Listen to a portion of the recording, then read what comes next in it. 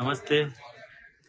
જળ સંચય જન ભાગીદારી અંતર્ગત આજે સુરત મહાનગરપાલિકાને કૃત્રિમ રીતે વરસાદી પાણીને જમીનમાં ઉતારવા રેન હાર્વેસ્ટિંગ સ્ટ્રક્ચર બનાવવામાં સમગ્ર ગુજરાતમાં પ્રથમ ક્રમ અને દેશમાં છઠ્ઠો ક્રમ આવ્યો છે.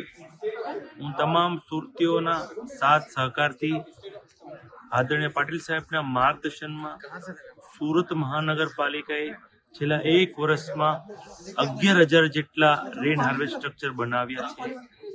આ પ્રધાનમંત્રીશ્રીના કેચ ધ રેન અભિયાનને સુરત મહાનગરપાલિકાએ એક ઇનિશિયેટિવ લઈને કામ કર્યું છે.